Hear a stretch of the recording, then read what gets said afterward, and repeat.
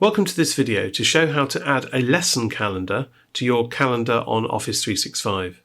So to find your calendar on Office 365, pop to find your email and then click the calendar icon immediately underneath. Now you can see here my calendar is empty for September. So let's add in the template calendar. You may find a template calendar in the email that's been sent or in the video description on this video. So go ahead and press Add Calendar, and in the dialog that appears, we select Upload from File. Now I'm going to browse and find that on my computer, and the file I'm looking for is here in my Downloads folder.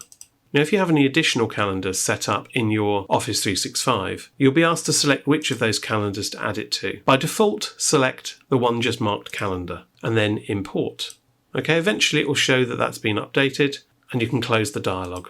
And after a few seconds, you'll notice that the calendar automatically appears. Now this is the Week A calendar. If I move to the following week, you'll see the Week B calendar. Now each of the lessons are linked together.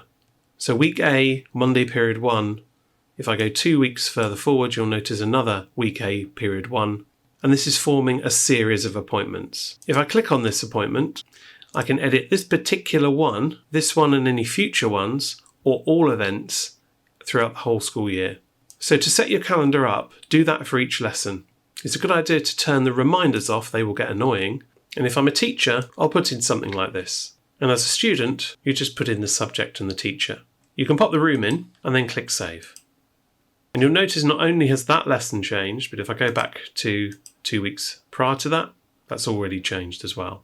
Now this predefined calendar has already been set up to ignore half terms. So in this academic year, if I go through to the 18th of October, you'll notice that the Week A lessons stop at the end of Tuesday. These are inset days. The following week, no lessons, and the week after that, Week B. For both students and staff, you'll be wanting to delete one of the period 4s, whichever one you're not attending. And for sixth form students and staff, there may be free periods. So if you click on an appointment, you can delete the individual lesson if for some reason that lesson isn't taking place, or for free periods, you can just remove every single one. And for a clear example of that, I'm going to do that with this period 3 on Week B, Monday. Now if you look as I go back through the calendar, those lessons no longer exist for every Week B. Now this way you can set up the pattern of your calendar so it appears in your Outlook, as I've done here for my lessons. In addition to that, editing individual events, if you click on More Options, gives you a space to note down anything you like. So any notes for that lesson that you feel will be useful, and you can use the standard kind of formatting tools and things as well, as you might ordinarily do. Hitting Save, you'll notice this line through the recurrence, and that indicates that there is a change to this particular lesson. In other words, there are some notes attached to this. And you'll notice here on Outlook on mobile, I can open up the calendar, click on that lesson, and actually see the notes that I've typed in. It's even possible to edit those notes as well in exactly the same way, so I can make changes to that description or view them.